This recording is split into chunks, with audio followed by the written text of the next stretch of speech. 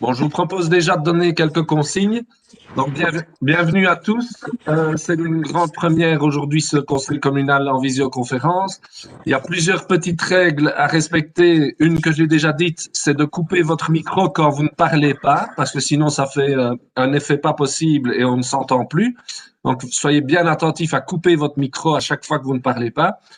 Et alors, pour demander la parole, il y a moyen, quand vous allez dans la liste de participants sur le côté, d'aller cocher une petite main à côté de votre nom, qui veut dire que vous demandez la parole. Moi, de temps en temps, j'irai voir cette liste pour voir qui demande la parole et pouvoir lui donner. Si vous voyez vraiment que je tarde trop à vous donner la parole, c'est que je n'ai pas vu la petite main, alors n'hésitez pas à me faire des signes à l'écran.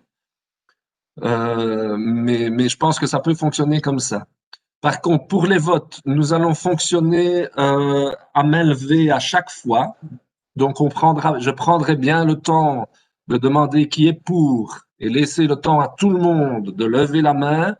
Et il faudra la garder levée un certain temps pour que Madame Ella et moi-même puissions compter le nombre de votes ou en tout cas voir le vote que vous exprimez pour que ce soit bien clair.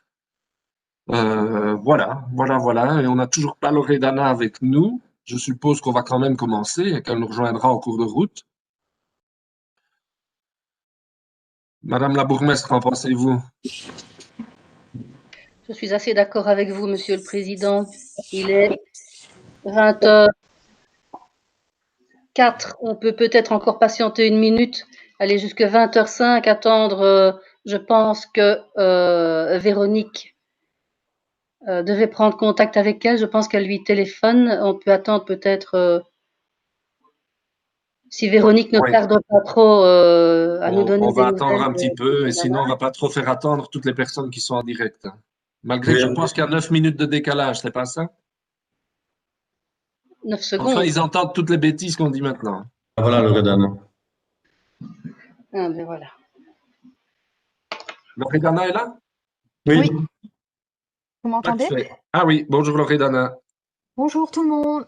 Bonjour. Donc voilà, je pense que tout le monde est là. Donc, je fais un résumé très rapide pour toi, Loredana, de ce que j'ai dit juste avant. J'ai juste donné 2-3 consignes sur le fait de couper son micro quand on ne parle pas pour ne pas avoir d'effet néfaste.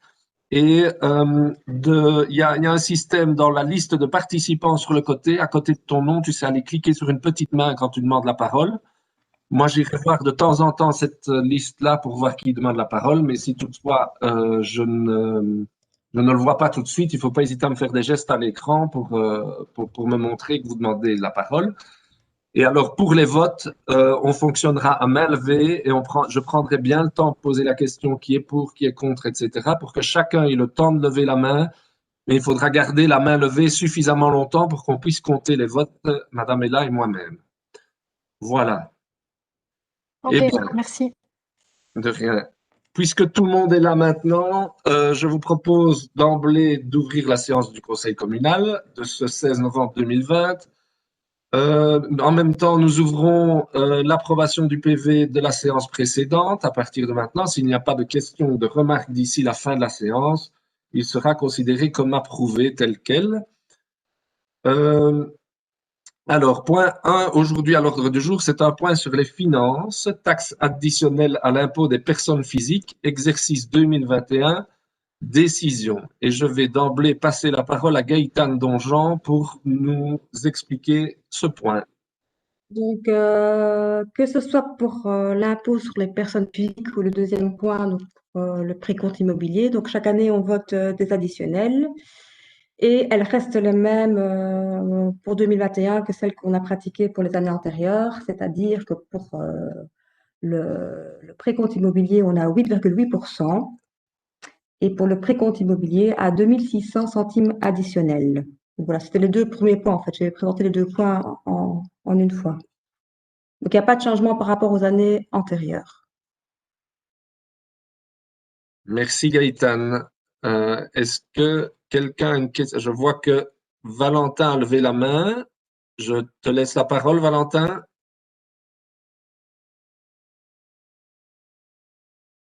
Président, la main de Valentin est levée depuis le début de la séance. Il faudrait lui adresser.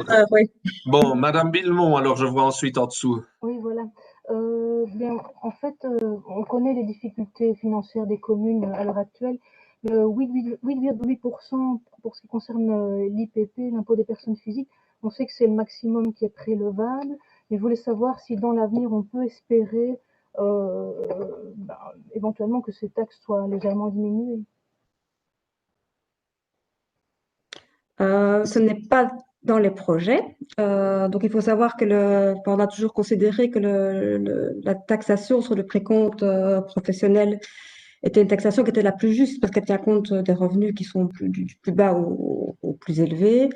Et il faut savoir qu'il y a des communes où le rendement est très très élevé et des communes où il est moins élevé. Donc, Marchais n'est pas une commune où le rendement est très élevé. Donc, on est obligé d'avoir une taxation un peu plus forte pour pouvoir avoir un rendement équivalent à d'autres communes plus riches. Voilà. Donc, ce n'est pas dans nos intentions.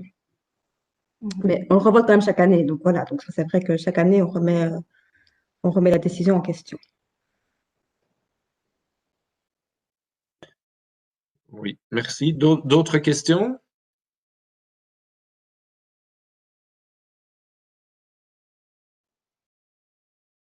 Monsieur le Président, moi, ce n'est pas une question, mais c'est pour vous signaler que moi, à l'image, je n'ai pas ni Adrien ni Pierre. Donc, il faudra qu'ils expriment leur vote autrement qu'en levant la main. Ok, c'est vrai que moi, je n'ai ni l'un ni l'autre non plus à l'image. Désolé si je suis un peu lent pour interpeller les personnes, mais il faut chaque fois que je fasse dérouler la liste des participants pour vérifier qu'il n'y a pas de main levée. Donc, il y a chaque fois un petit décalage de quelques secondes. Hein. Donc voilà, vous avez eu réponse à vos interventions et questions sur les points 1 et 2, puisque Madame Donjean a pu expliquer le point 2 en même temps. Je vous propose quand même un vote distinct des deux points parce que il faut que les choses soient claires. Donc attention, Monsieur Carlozzi et Monsieur Ferrir, on ne vous voit pas à l'écran. Donc pour le vote, il va falloir peut-être, on vous interpellera peut-être nominativement après que tout le monde ait voté. Président, Oui, on m'entend, mais on ne me voit pas. Si? voilà, exactement. Pour les votes, est-ce que c'est pas plus simple de procéder à un vote nominal pour chaque point, qu'on entende bien le oui ou le non de tout le monde, pour être sûr? Parce que si on ne me voit pas, voilà, ce serait peut-être plus simple. Mais il y a vous deux. On peut, si ça vous convient, Madame Ella. Il faudra chaque fois allumer votre micro pour voter. Hein. Oui. Donc, passons au vote nominal. Alors, pour le point 1, finance, taxe additionnelle à l'impôt des personnes physiques. Madame Compère. Oui. Madame Donjean. Oui. Monsieur Angeliquio. Oui. Madame Robert. Oui. Monsieur Carlozzi. Oui. Monsieur Ferrir. Oui. Monsieur Lomba. Oui. Monsieur Servet. Oui. Madame Tesoro. Oui. Madame Beaulieu. Oui. Monsieur De Villers. Oui. Monsieur Bellarosa. Oui. Madame Pierret. Oui. Monsieur Watley. Oui. Madame Billemont. Oui. Monsieur Strauss. Oui. Monsieur le Président. Oui. Et merci à tous pour votre vote. Si je ne me trompe pas, c'est une unanimité. Merci beaucoup. Pour le point de finance, centime additionnel au précompte immobilier, exercice 2021. Vote nominal, s'il vous plaît, également. Madame Compère. Oui. Madame Donjean. Oui. Monsieur Angeliquio. Oui. Madame Robert. Oui. Monsieur Carlozzi. Oui. Monsieur Ferrir. Oui. Monsieur Lomba. Oui. Monsieur Servet. Oui. Madame Tesoro. Oui. Madame Beaulieu. Oui. Monsieur De Villers. Oui. Monsieur Bellarosa. Oui. Madame Pierret. Oui. Monsieur Wassler, Oui. Madame Villemont? Oui. Oui. Monsieur Strauss? Oui. Monsieur le Président? Oui, et merci à tous. L'unanimité également.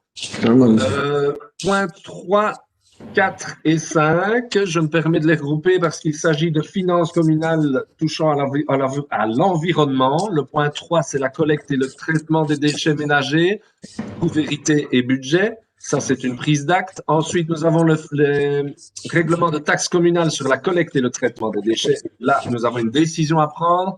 Et finances et environnement, règlement, redevance pour la collecte des traitements des encombrants, une décision à prendre également. Et je vais passer la parole à Madame la bourgmestre qui va s'exprimer sur ces 3 points, mais je pense qu'il va aussi passer la parole à un moment donné à Madame Donjon. Oui, merci Monsieur le Président. Donc, pour le point numéro 3, c'est la déclaration du taux de couverture à l'Office wallon des déchets. Donc, nous sommes tenus dans notre configuration communale, c'est-à-dire que nous sommes sous CRAC et donc nous ne pouvons pas, comme d'autres communes, descendre à 95% de taux de couverture. Nous devons rester dans la marge de 100% à 110%. Pour ce faire, nous avons toute une série de calculs et de données qui nous sont communiquées par Intradel.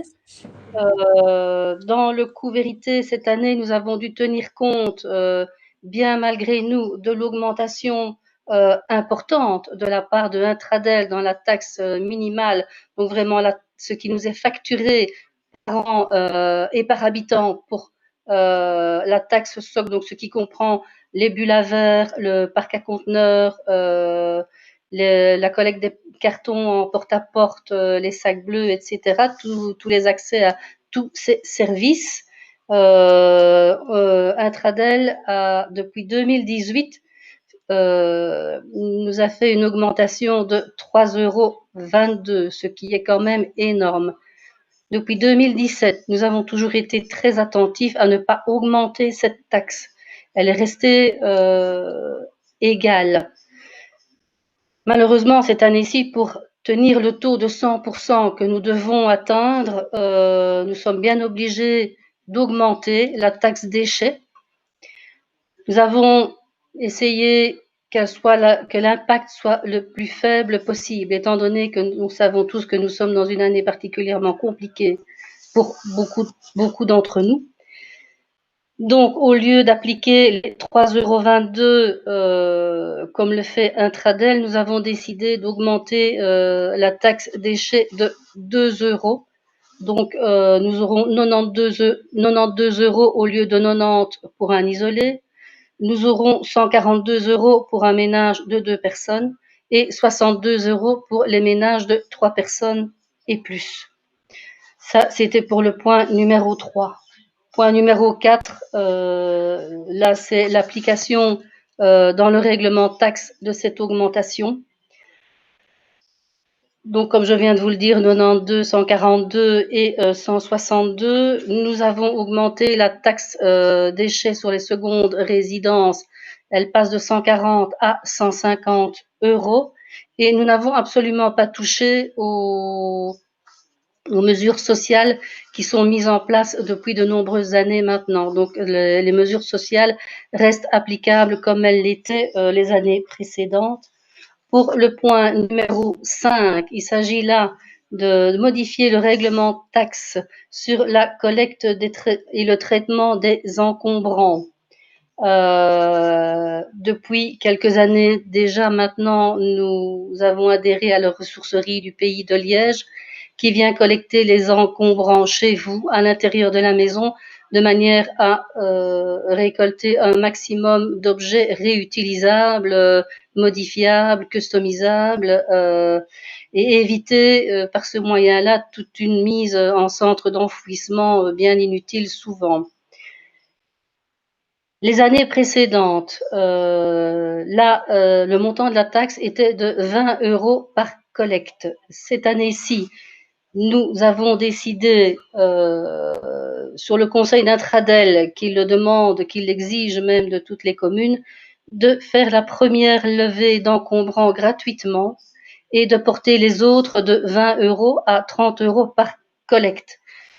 C'est bien difficile, ce sont toujours des décisions difficiles à prendre. Il faut savoir que pour les personnes en difficulté, il y a toujours moyen de trouver des solutions avec le CPAS, sachant que le coût du traitement des encombrants est de 236 € la tonne. Donc, ce qui fait une dépense estimée pour la première levée, donc celle qui est gratuite, de 4 531 €. Voilà. C'est tout. Je pense que j'ai tout dit. Si vous avez des questions, je suis à votre disposition. Gaëtan, tu as peut-être un complément d'information à amener? Non, je pense que Marianne a fait le tour. Donc, c'était juste pour insister sur le fait qu'on a plutôt choisi d'augmenter la taxe forfaitaire plutôt que la proportionnelle, parce que c'était plus facile d'appliquer les mesures sociales sur la forfaitaire. Comme vous le savez, comme Marianne l'a dit, pour les bas revenus, donc qui bénéficient d'un revenu d'intégration, GRAPPA, OMIO ou BIM, en fait, ils peuvent avoir une réduction de la taxe de 45% au niveau de la forfaitaire. Donc, on trouvait symboliquement plus juste d'augmenter la taxe sur cette partie forfaitaire qu'évidemment sur les kilos où là, on ne peut pas appliquer ces réductions. Merci, Madame Donjean. Je vois que Madame Billemont demande la parole. Vous l'avez. Désolée, c'était une erreur. Pas de souci. Je vois que Madame Tessoro demande la parole. Oui. Oui, merci, merci Marianne pour ces quelques explications, parce que c'est vrai que c'est finalement pas si évident non plus de comprendre cette taxe déchets. Donc quoi qu'il en soit, de toute façon, les déchets coûtent et les collecter et les traiter aussi. La taxe déchets, c'est quand même pas mal de le rappeler pour savoir aussi ce que le citoyen paye derrière la taxe déchets. C'est la collecte des papiers, cartons, PMC, organiques, tout venant, mais c'est aussi récemment celle des emballages plastiques. C'est aussi l'accès au Reciparc, les bulles à verre, c'est aussi des investissements d'Intradel, des campagnes de prévention, de la communication. Donc ça recouvre déjà pas mal de services, cette taxe déchets. Et donc tout ceci, ça a un coût et c'est bien normal que chaque citoyen contribue et se responsabilise par rapport au fonctionnement des déchets, parce qu'une fois qu'ils sont dans le sac ou dans un parc, il reste encore à éliminer ces déchets. Donc les communes, et qui plus est celles qui sont sous plan de gestion, comme vient de le dire Marianne, ce qui est notre cas, elles ont l'obligation de couvrir le coût vérité du service. Et alors forcément, puisque l'intercommunal Intradel augmente sa facture aux communes, ça produit nécessairement une augmentation des frais pour la nôtre aussi. Alors en préparant ce conseil, nous, le groupe Écolo, on a cherché à comprendre en fait cette augmentation d'Intradel, sachant que paradoxalement, les Marchinois sont plutôt bons trieurs et que le taux de production des déchets tout venant est stable et voire même se confirme à la baisse. Et donc finalement, ce qu'il y a derrière cette augmentation et que nous avons appris de notre côté, soit par les documents qui nous sont fournis, soit auprès d'Intradel, c'est d'abord, donc sans rentrer vraiment dans les détails techniques parce que ça deviendrait compliqué, mais donc il y a eu une diminution assez importante des subsides au niveau prévention et investissement. Il faut savoir que la région wallonne aussi, visiblement, a décidé d'arrêter de financer les déchets spéciaux ménagers. Donc, c'est tous les déchets type aérosol, par exemple, et qui nécessitent des collectes et des traitements particuliers.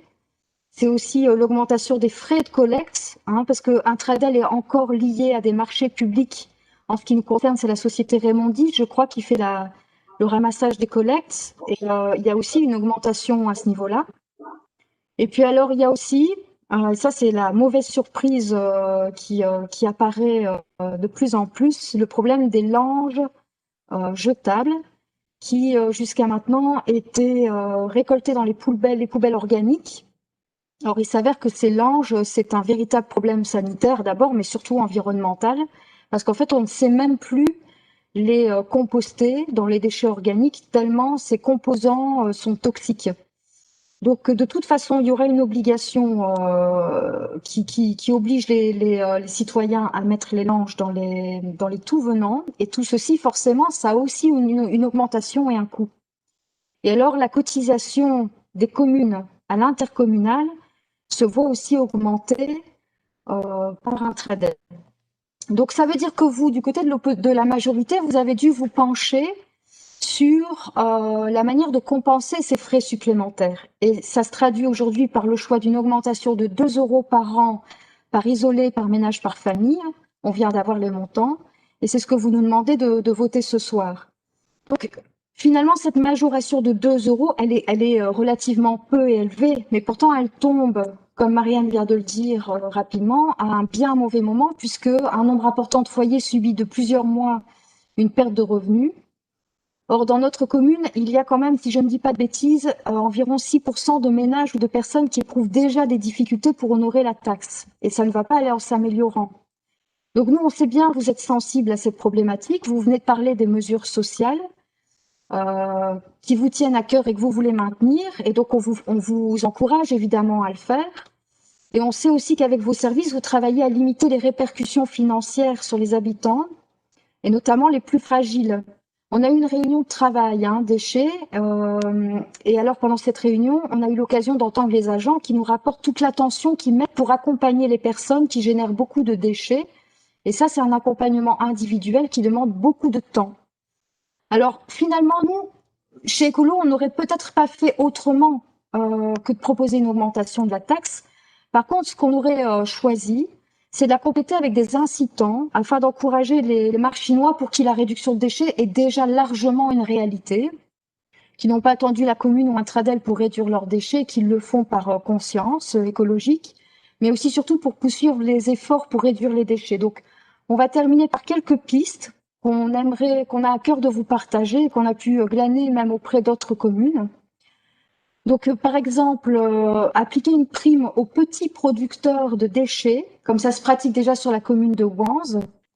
C'est une prime qui fonctionne de mieux en mieux, qui est appliquée depuis quelques années. On constate un intérêt grandissant des habitants de Wanze pour la démarche. Donc, on vous demande d'y réfléchir. Ça pourrait être aussi soutenir les efforts qui sont déjà réalisés au sein des écoles, mais alors par la formation du personnel d'entretien, par de l'équipement. On a appris que des poubelles de tri, par exemple, dans les écoles, ça coûte très cher. On vous demande d'y réfléchir aussi. Renforcer le service environnement par un temps partiel supplémentaire. On est bien conscient que c'est une grosse dépense, mais il est clair que l'éco-conseillère, elle ne peut pas tout faire toute seule. Elle se trouve limitée dans ses actions. Et elle ne peut assurer qu'un travail plutôt ponctuel et donc qui est moins efficace et qui est plus coûteux. Et donc, on a appris aussi que, en adhérant au programme Zéro Déchet, on peut bénéficier d'un accompagnement d'un 5e temps d'un gestionnaire d'un tradel qui viennent d'engager 5 gestionnaires pour les communes qui sont adhérentes au programme Zéro Déchet. Alors évidemment, on sait bien qu'il est demandé aux communes de fournir le même effort en termes de temps de travail, mais c'est un choix politique et on estime que c'est un choix qui doit être ambitieux, la politique de déchets aussi. On vous demande d'y réfléchir. Étudier aussi, par exemple, la possibilité, comme d'autres communes le font, d'augmenter plutôt le prix du sac ou alors le nombre de kilos de déchets produits, ce qui impacte alors plutôt les gens qui produisent plus de déchets. Ou alors, enfin, initier par rapport à la problématique des langes lavables, des rencontres citoyennes. Ça se fait à Héron, par exemple, sur les déchets en général, mais à Marchand, ça pourrait être aussi une rencontre entre des parents qui ont pratiqué les langes lavables, et il y en a même beaucoup, avec des parents qui se posent des questions, qui aimeraient y passer, mais qui n'ont jamais pratiqué. Et ça pourrait être, je pense, vraiment quelque chose d'intéressant pour essayer de répondre à notre niveau à la problématique des langes lavables. Donc, pour terminer, Madame la bourgmestre a démontré son ouverture pour se pencher sur ces quelques pistes en réunion de travail. Et alors, nous, en tout cas, on est prêts à y réfléchir avec vous. Et en attendant que tout ça se concrétise, eh bien, on préfère s'abstenir sur le point que vous nous demandez de voter ce soir, à savoir l'augmentation de la taxe déchets.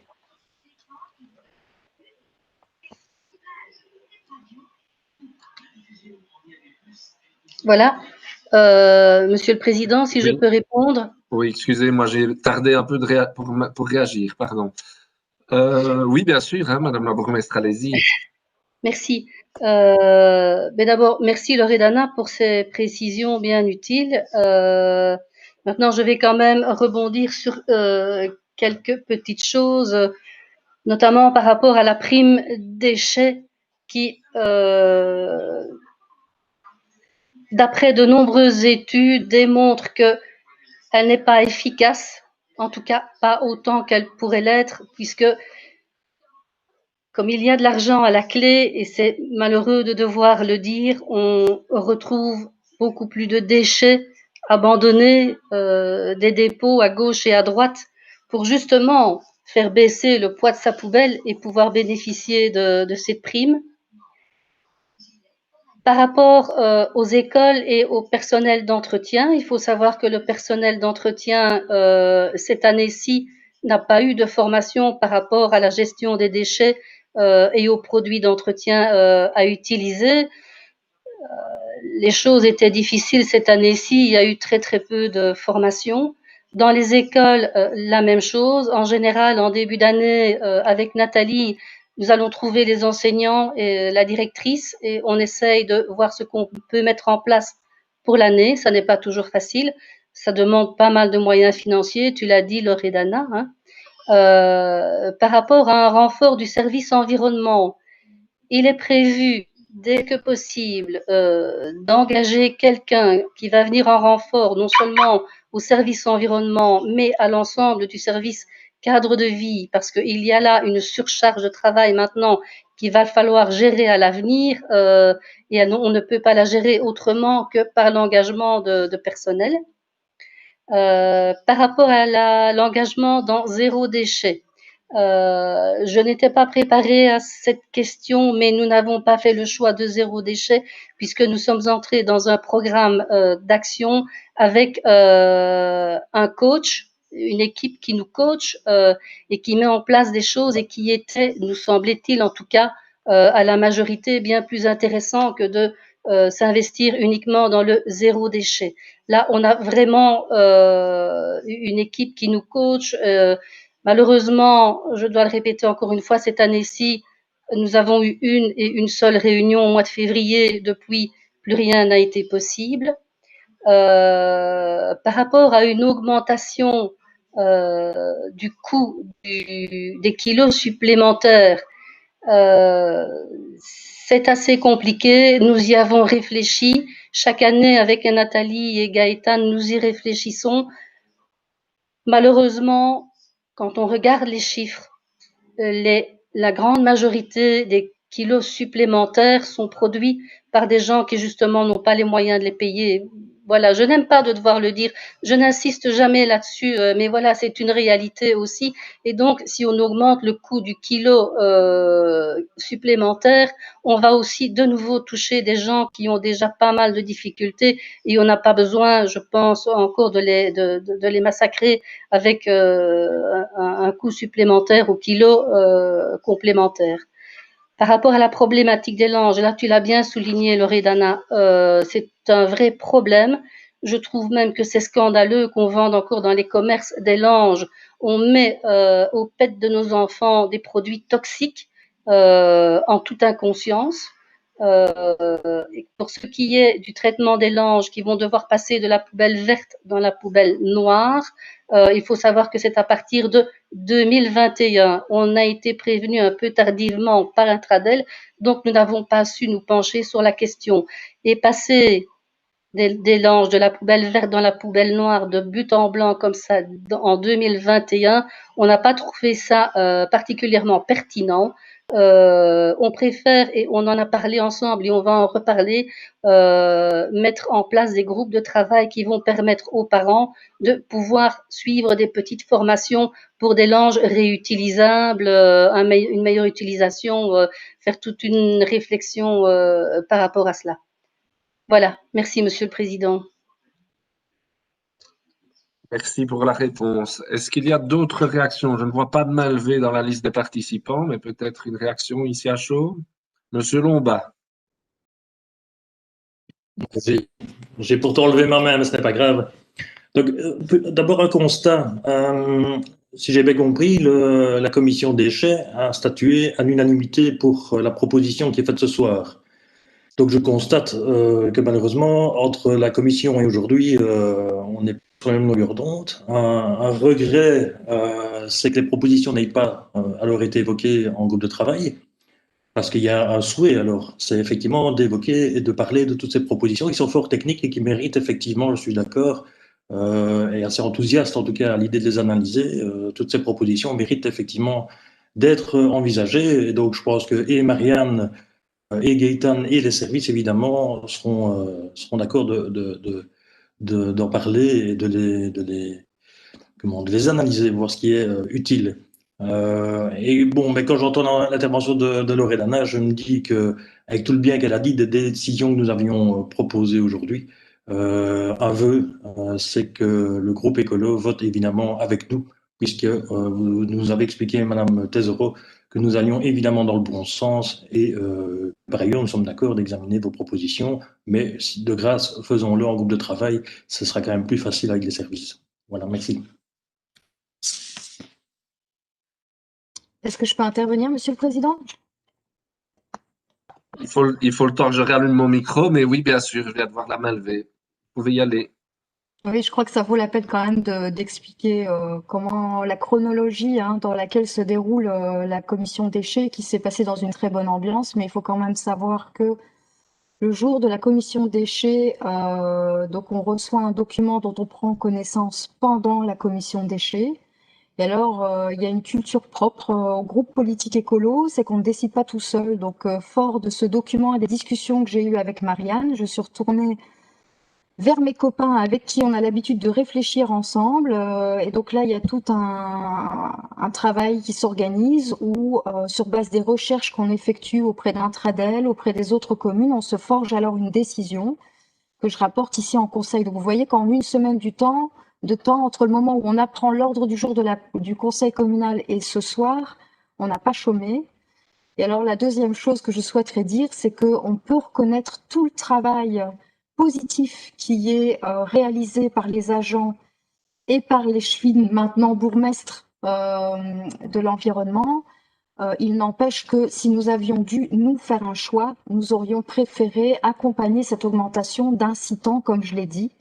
Et donc, on retient le fait qu'on va travailler ensemble dans le groupe de travail. Ceci dit, cette année particulière de confinement, elle ne date pas, voilà, la situation est déjà préexistante depuis plusieurs années. Et je pense qu'il est vraiment temps d'être ambitieux par rapport aux déchets. Donc, je répète qu'on va s'abstenir sur ce point.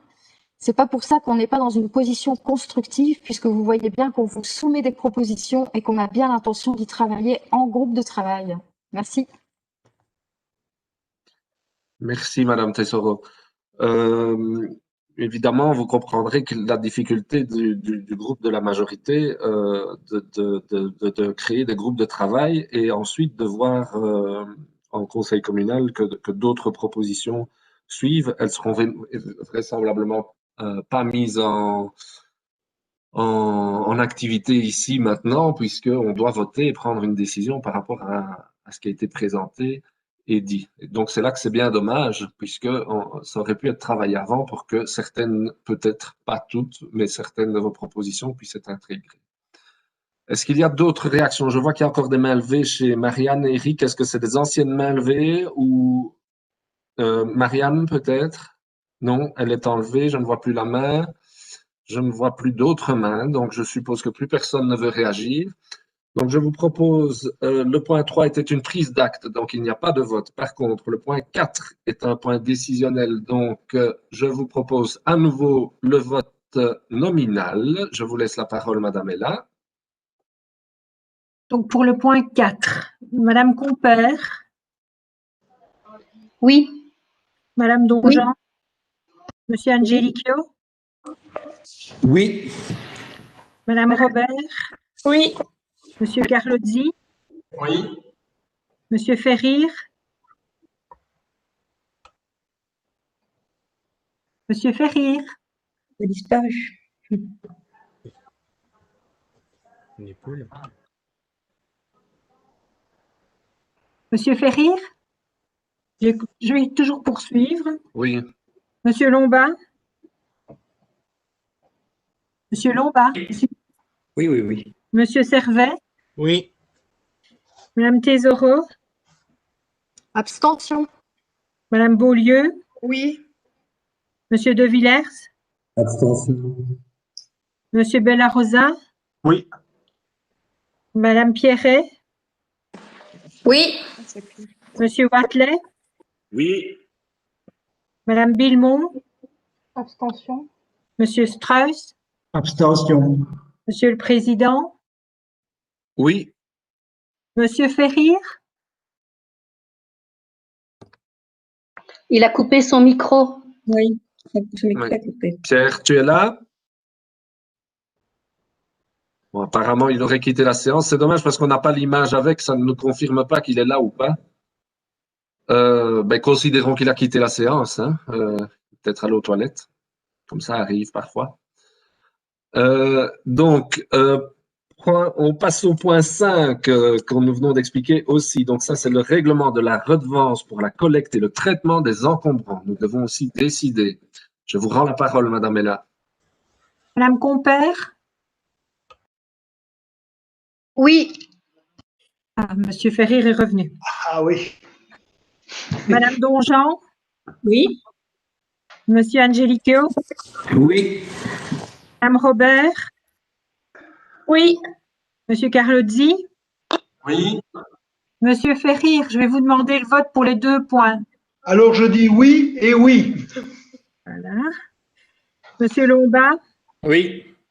Monsieur Servet, Oui. Madame Tesoro, Oui. Madame Beaulieu, Oui. Monsieur De Villers, Oui. Monsieur Bellarosa, Oui. Pierret, Oui. Madame Pierret, excusez-moi, Oui, quand même. Monsieur Watley, Oui. Madame Billemont, Oui. Monsieur Strauss, Oui. Monsieur le Président. Oui. Merci à tous pour votre vote. Nous passons donc au point 6, toujours finance, économie. Règlement de redevance, droit d'emplacement sur les marchés hebdomadaires et occasionnels. Je passe la parole à Monsieur Carlozzi qui a en charge les marchés.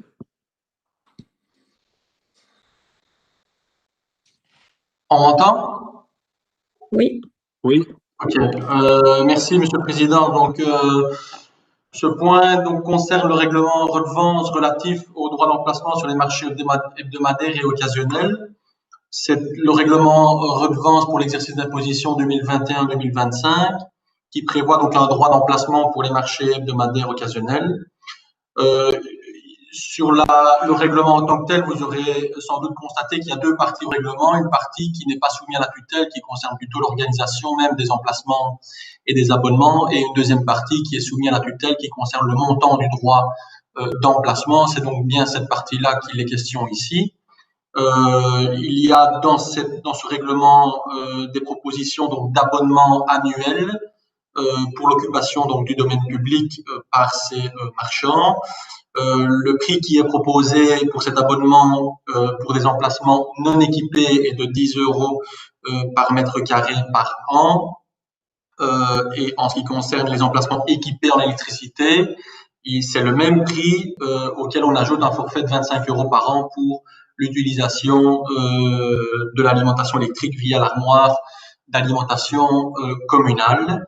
Alors, vous avez donc également dans ce règlement un droit qui est fixé par jour, donc plus dans le cadre de l'abonnement, qui est de 1 € au mètre carré au jour le jour. Voilà donc pour cette proposition de règlement et de redevance pour les droits d'emplacement de ces marchés hebdomadaires et occasionnels. Merci, Monsieur Carlozzi. Je ne vois pas de questions, interventions, pas main levée. Je suppose. Ah, non. Ah si, Madame Tesoro, vous avez la parole. Oui, en fait, on se demandait dans le cadre, donc Monsieur Carlozzi a bien expliqué qu'il y avait 2 volets en fait sur ce point, et le premier volet visiblement concerne le règlement. des marchés. D'abord savoir pourquoi est-ce que ce document ne passe pas en conseil en fait. Est-ce que c'est simplement parce qu'il est, on nous demande juste de voter avant, c'est le cadre légal comme ça? C'est une question de clarification en fait, hein. Parce qu'en fait, on aurait été intéressés, nous, simplement pour pouvoir consulter ce règlement, puisqu'il existe. Une deuxième question, savoir ce qui est mis en place pour valoriser la présence du marché tous les vendredis sur la petite place, celle de Belle-Maison, sachant que le vendredi matin, on a l'habitude d'observer, c'est 2 ou 3 vendeurs qui viennent proposer leurs produits sur la place et que ça pourrait être vraiment intéressant d'avoir un petit marché plus étoffé où les Marchinois ceux justement qui n'ont pas en ville pour faire des courses pourraient aller acheter leurs produits de matière première, quoi.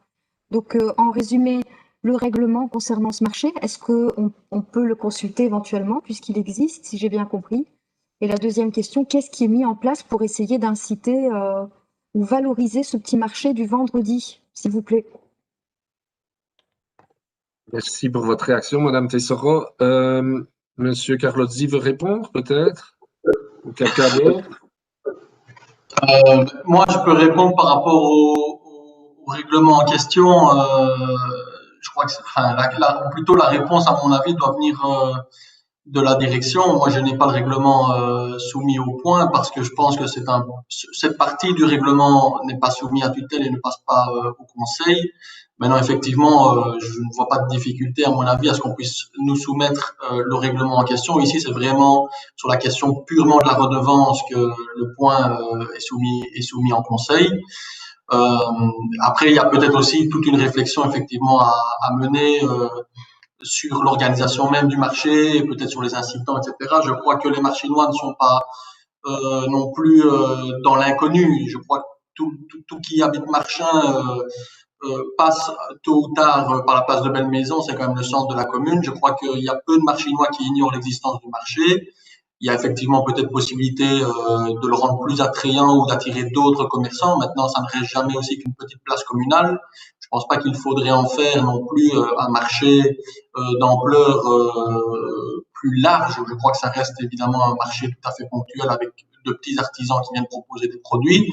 Ça ne veut pas dire qu'il ne faut évidemment pas l'inciter et améliorer peut-être son fonctionnement, mais je ne suis pas convaincu quant au fait qu'il faudrait le rendre attractif au point où on aurait finalement peut-être parfois plus de complexité à organiser le marché qu'autre chose. Donc, mais voilà, encore une fois, il n'y a rien sur ce point-là qui me paraît fermé. Et on peut aussi en discuter en dehors du conseil communal et en dehors vraiment de la question stricte de la redevance pour voir effectivement ce règlement et la manière avec laquelle on pourrait peut-être améliorer les choses. Voilà. Merci, Monsieur Carlozzi. Je vois que Monsieur Lombard désire prendre la parole. À vous. Oui, merci. Mais juste pour rajouter quelques éléments, hein, puisque M. Carlozzi ne m'en voudra pas, puisque j'avais la compétence antérieurement. Juste pour dire que c'est très compliqué, ça ne se décrète pas un marché. Donc on a le marché à Belle-Maison qui n'a jamais vraiment pris d'ampleur. Voilà, il a été créé par les quelques commerçants qui y sont. On voit de temps en temps un ou l'autre commerçant en plus qui vient s'y ajouter. On a eu par exemple à un moment donné un poissonnier, mais qui après à peine 2-3 semaines s'est rendu compte qu'il n'y avait pas suffisamment de potentiel, je suppose. On a eu l'expérience aussi à Viltaroul. Hein. Donc, Viltaroul, c'est les commerçants qui nous ont sollicité pour créer un marché à Viltaroul. On a évidemment, bien sûr, accompagné le processus. Et puis, effectivement, là aussi, ça s'est assez rapidement épuisé après les quelques premières semaines d'enthousiasme, surtout que c'était en fin de journée le jeudi. Donc voilà, mais c'est assez compliqué et de nouveau, j'aurais tendance à dire qu'on est demandeur de toute suggestion, proposition pour pouvoir améliorer le projet, le produit, je dirais, avec les commerçants qui y sont. Mais ce n'est pas évident de décréter un marché. Voilà. Merci, Monsieur Lombard. Alors, je vois Madame Tessoro, c'est une ancienne main levée ou c'est une nouvelle? Une nouvelle, oui. Eh bien, vous avez la parole. Oui, j'étais en train de me dire qu'on prend bien note des suggestions.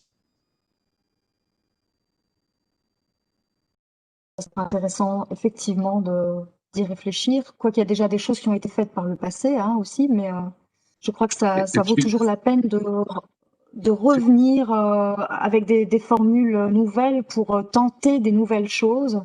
Autrement, c'est le serpent qui se mord la queue. Les marchands arrivent sur la place, ils voient qu'ils sont trop peu nombreux, qu'il y a trop peu de clients et donc le marché ne prend pas. Ceci dit, je me demande aussi dans quelle mesure les 2 agents de développement locaux, les 2 ADL qu'on a à temps plein pour une commune de 5600 habitants, c'est pas mal, hein, 2 ADL temps plein ne pourraient pas aussi peut-être se pencher sur la question, sauf s'ils le font déjà, mais alors moi je n'en ai pas connaissance. Voilà, merci. Monsieur le Président. Merci. Oui. Oui, Juste Monsieur pour, Lombard, oui. Oui, donc pour dire que l'agence de développement local s'est occupée du marché. C'est vraiment le service qui s'en a occupé. On a eu des publications dans le Marché Info, sur le site internet, la réalisation d'un panneau, etc.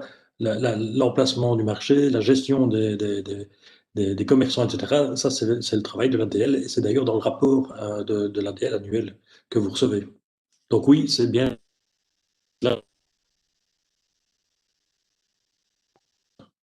Merci. On a eu un petit souci de son. Enfin, en tout cas, chez moi, je pense que c'est un peu pareil partout. On a eu la même chose avec Loredana tout à l'heure. J'ai failli te couper Loredana, mais ça n'a pas duré longtemps. Voilà. Je pense là que je ne vois plus de main levée, que tout le monde a pu s'exprimer. Ah, Madame Billemont, je vous écoute. Pardon. Nous vous écoutons.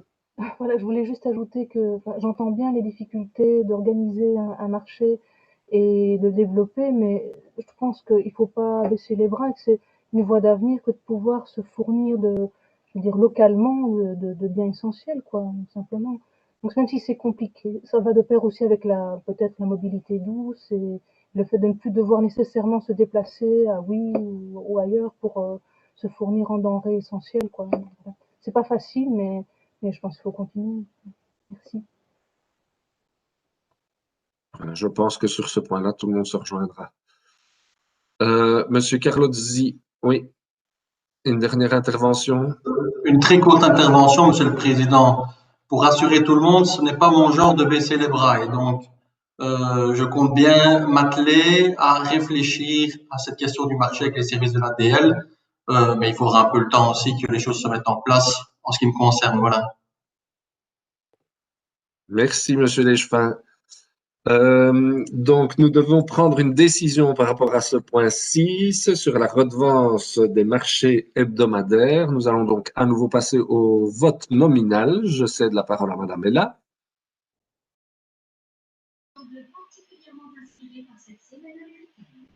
Madame Compère? Oui. Madame Donjean? Oui. Monsieur Angelico? Oui. Madame Robert? Oui. Monsieur Carlozzi? Oui. Monsieur Ferrir? Oui. Monsieur Lombard? Oui. Monsieur Serret? Oui. Madame Tesoro? Oui. Madame Beaulieu? Oui. Monsieur de Villers? Oui. Monsieur Bellarosa? Oui. Madame Pierret? Oui. Monsieur Watley? Oui. Madame Billemont? Oui. Monsieur Strauss? Oui. Monsieur le Président? Oui, et merci à tous. Je pense que c'est une unanimité si je ne me trompe pas. Point 7, vente patrimoine, vente de l'immeuble 6 Parc des Dibonniers, choix de la procédure. C'est un point qui figurait à l'ordre du jour du dernier conseil communal, mais que nous avons dû reporter pour les raisons qui avaient été évoquées par M. Carlozzi. Je rends la parole à M. Carlozzi pour expliquer ce point aujourd'hui. Oui, merci, Monsieur le Président. Donc, effectivement, ce point était venu au conseil communal précédent où nous avions proposé le report du point pour une question tout simple toute simple de clarification par rapport au procédé de mise en vente. Il y avait eu des incompréhensions par rapport à ce que le notaire qu'on avait consulté nous avait indiqué quant au procédé donc d'une éventuelle vente publique ou d'une vente de gré à gré. J'ai donc entre-temps, comme promis, repris contact avec le notaire qui m'a donné les explications que j'ai pu rapporter au collège, et nous avons donc pu réinscrire ce point au conseil communal de ce jour. Alors, on vous propose effectivement une vente de gré à gré de cet immeuble qui se trouve au parc des Dibonniers numéro 12, qui est un immeuble, pour rappel, recueilli en succession, par la commune. Alors, deux points pour cette vente, parce que vous pourrez peut-être sans doute vous poser des questions d'abord, d'une part, pourquoi on vend. Donc, c'est à mon avis une question qui mérite d'être éclaircie avant d'envisager réellement le fond. C'est un immeuble qui est une villa, type villa familiale dans le parc des Dibonniers que vous connaissez tous. C'est un immeuble qui se prête typiquement au logement familial, unifamilial, et qui est difficilement évidemment partageable ou utilisable à d'autres fins, vu sa taille, vu la taille du jardin, etc. Et donc, au niveau de sa fonctionnalité, il est réellement fonctionnel pour de l'habitat familial et sur la commune de Marchins. Donc, il y avait effectivement cette question de savoir qu'est-ce qu'on pourrait faire de cet immeuble d'autre. Vu son affectation, comme je viens de le dire, il nous a semblé que vendre l'immeuble plutôt que d'essayer d'y aménager des choses qui ne conviendront sans doute pas vu le type de bien dont il s'agit, n'était peut-être pas la meilleure solution, donc était plutôt la meilleure solution, et donc il fallait mieux opérer à une vente et qu'on puisse alors éventuellement utiliser le produit de cette vente pour l'affecter à d'autres projets, idéalement sans doute des projets de logement ou des projets sociaux. On n'a pas encore évidemment déterminé à quel projet l'affectation du produit de la vente serait réalisée, mais il nous a semblé qu'il était plus opportun de vendre le terrain. Donc ça, c'est vraiment pour la question de vendre l'immeuble. Donc ça, c'est vraiment pour la question de la vente. Sur le type de vente, après avoir pris les conseils auprès du notaire, on a estimé qu'il était plus sage pour la commune de vendre le bien de gré à gré, c'est-à-dire comme le ferait finalement n'importe quel propriétaire d'un immeuble. Et nous avons, sur base évidemment d'estimations que nous ont données différents notaires, nous avons proposé de vendre le bien de gré à gré à une mise à prix de 235 000 €. Et ce que nous vous proposons donc aujourd'hui au conseil communal, c'est de marquer son accord sur le principe de cette vente, comme pour les raisons que je viens d'évoquer, et de marquer également son accord sur le prix de mise en vente en gré à gré à 235 000 €. Voilà. Merci, Monsieur Carolzi. Je vois que Monsieur De Villers veut réagir. On vous écoute.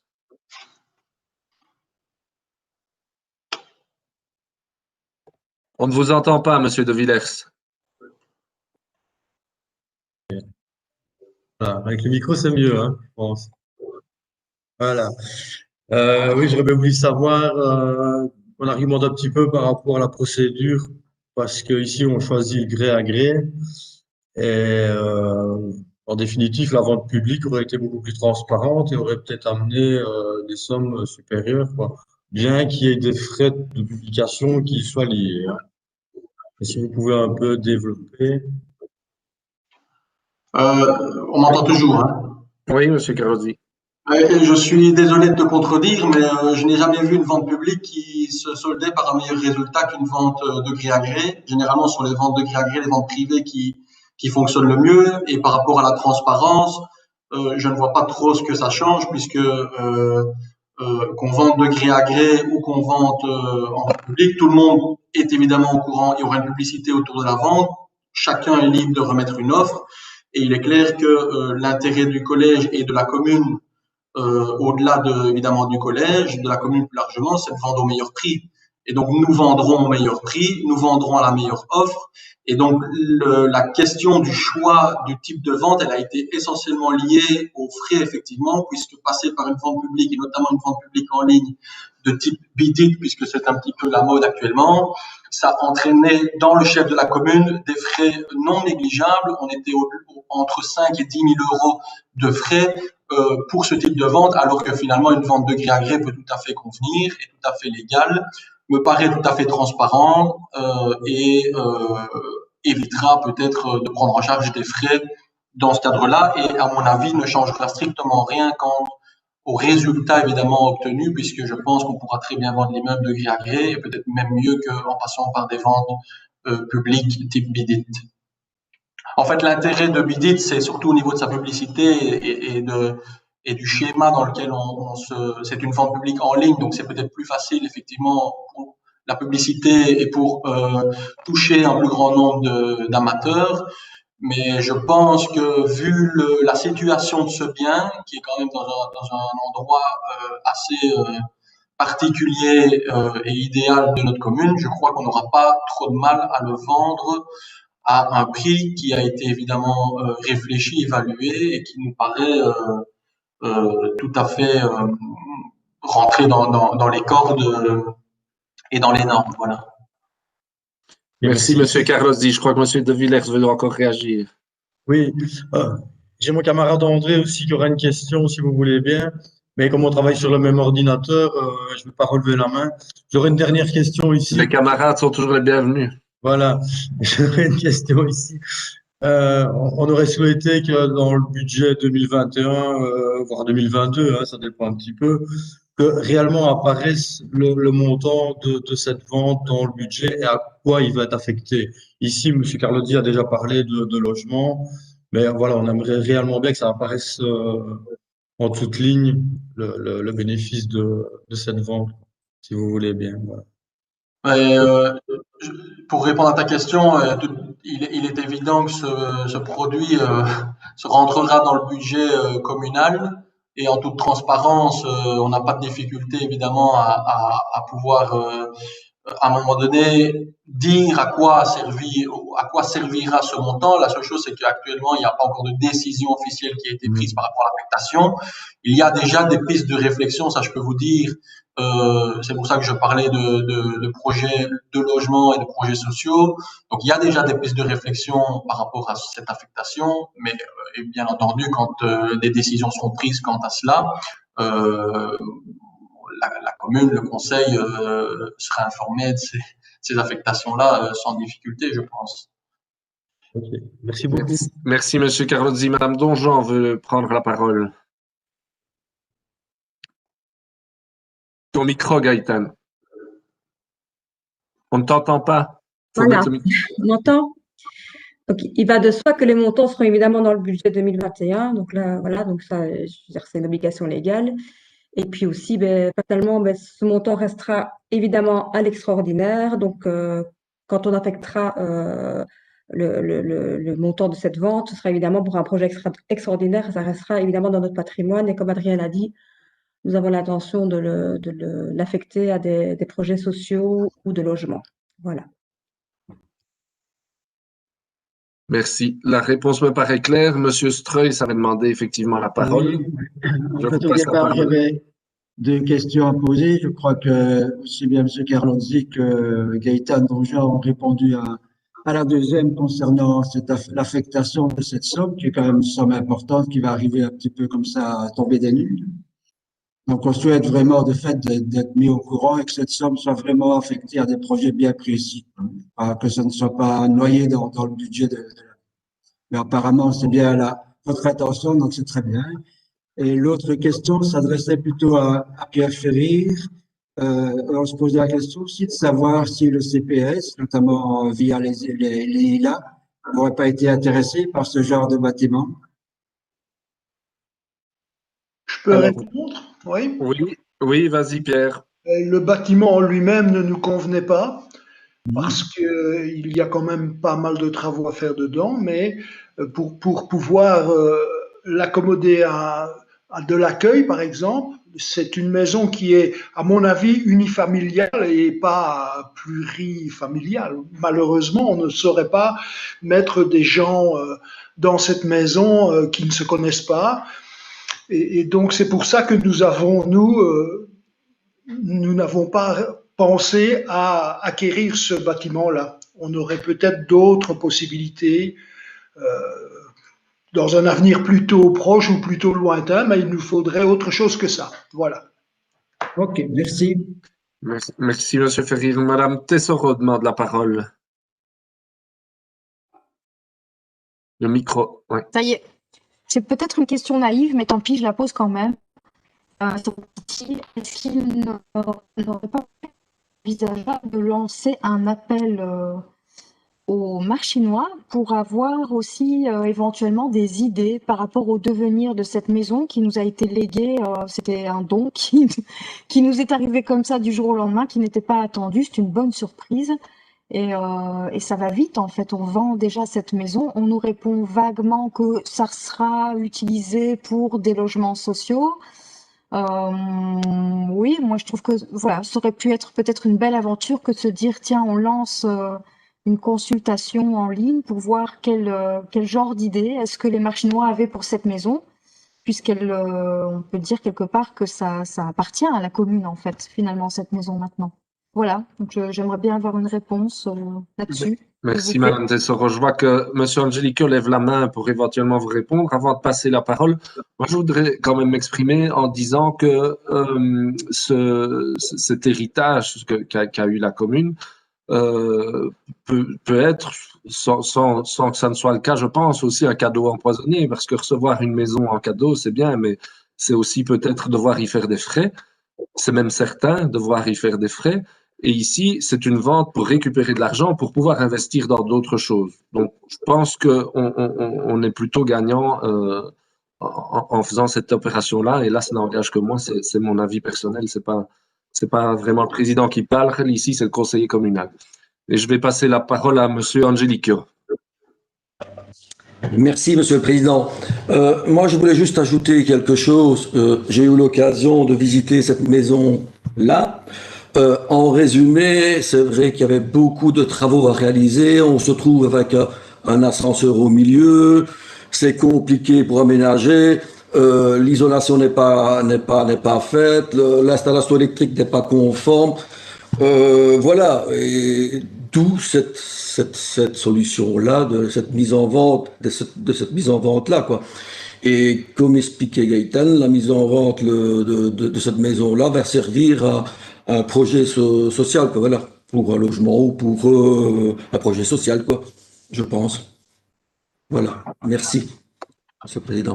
Merci, Monsieur Angelico. Je pense qu'il n'y a plus de main levée, que tout le monde a pu s'exprimer sur le sujet. Donc, nous sommes au point 7. Je vous propose donc de passer au vote nominal pour ce point. Je passe la parole à Madame Ella. Madame Compère? Oui. Madame Donjean? Oui. Monsieur Angelico? Oui. Madame Robert? Oui. Monsieur Carlozzi? Oui. Monsieur Ferrier? Oui. Monsieur Lomba? Oui. Monsieur Servet? Oui. Madame Tesoro? Oui. Madame Beaulieu? Oui. Monsieur De Villers? Oui. Monsieur Bellarosa? Oui. Madame Pierret? Oui. Monsieur Watley? Oui. Madame Billemont? Oui. Monsieur Strauss? Oui. Monsieur le Président? Oui. Et c'est une unanimité. Je vous remercie.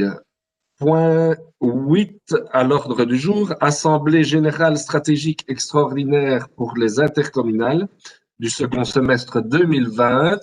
Alors, vous avez tous reçu dans votre farde les dates et les dates des assemblées des 16 intercommunales prévues prochainement.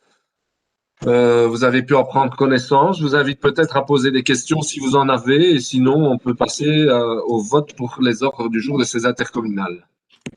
Je sais pas si Ah, je vois que Madame Tessoro lève la main. Vous avez la parole. Oui, moi pour ma part, je voulais vous informer de mon abstention concernant l'intercommunal Enodia, simplement parce que nous avons reçu en tant que conseillers communaux donc l'ordre du jour de ce conseil et les documents pour le préparer. Donc il y a une semaine, concernant l'Assemblée générale d'Enodia, c'est pas moins de 12 annexes qui sont joints à ce dossier, dont une qui fait plus de 200 pages, une deuxième qui fait 80 pages, une troisième qui fait 60 pages. Et donc, en si peu de temps, j'ai bien essayé d'aller survoler les lignes directrices stratégiques à venir de l'Interco, mais moi, je n'ai pas envie de voter pour l'ordre du jour de cette Assemblée générale, sachant que je n'ai même pas eu la possibilité, les moyens de lire à mon aise ces documents qui sont bien indigestes, mais surtout, c'est quasi impossible de les lire avec une activité professionnelle en plus pendant la semaine. Donc j'ai bien pu survoler le document qui m'a semblé être le document essentiel pour cette assemblée générale, mais en même temps, les autres le sont peut-être tout autant et j'ai pu sans doute passer à côté. On voit bien question de faire le ménage chez Nodia, que depuis l'absorption de filière Finampar, il y a pas mal de problèmes de gouvernance qui semblent, je ne vais pas dire résolus, parce qu'il y a toujours une commission qui colle aux fesses des Nodia pour essayer de faire en sorte qu'ils soient dans les clous et faire les choses dans les règles de l'art. Mais voilà, pour moi, c'est trop peu de temps par rapport à l'ampleur des documents à lire, et étant donné que je n'ai pas confiance sur la manière de gouverner, en tout cas actuellement dans l'Interco, je préfère en tout cas m'abstenir par rapport à cette Assemblée générale pour laquelle en plus, avec la situation de la crise sanitaire, on nous demande c'est pas très clair non plus d'ailleurs dans le document, de réduire le nombre de représentants communaux qui seront présents à cette Assemblée générale. Voilà. Merci, Madame Tessoro. Je ne vois pas d'autres mains levées. Donc là, je m'adresse plutôt à notre directrice générale. Donc j'ai entendu, comme tout le monde, que Madame Tessoro désirait s'abstenir sur l'intercommunal Enodia. Donc est-ce qu'on doit voter chaque intercommunal séparément, si c'est le cas, ou juste Enodia? Si les autres intercommunales, à l'exception d'Enodia, ne posent pas de problème, on pourrait faire un vote groupé pour les autres et faire un vote spécifique pour Enodia. Ok, merci. Bon, je pense qu'on va pouvoir fonctionner de la sorte, sauf... Ah, je vois que Madame Tessora a sa main levée. On t'écoute, Loredana. Je la baisse, j'avais oublié de l'enlever. Pardon. Pas de souci. Non, pas de problème. Ok, ben faisons comme ça alors. On fait un vote groupé pour toutes les intercommunales sauf Enodia, et puis on fera le vote Enodia après. Donc nous passons au vote nominal pour toutes les intercommunales sauf Enodia. Je vous laisse la parole, Madame Ella. Madame Compère? Oui. Madame Donjean? Oui. Monsieur Angelico? Monsieur Angelico? On dirait qu'il a disparu. Oui. Madame Robert? Oui.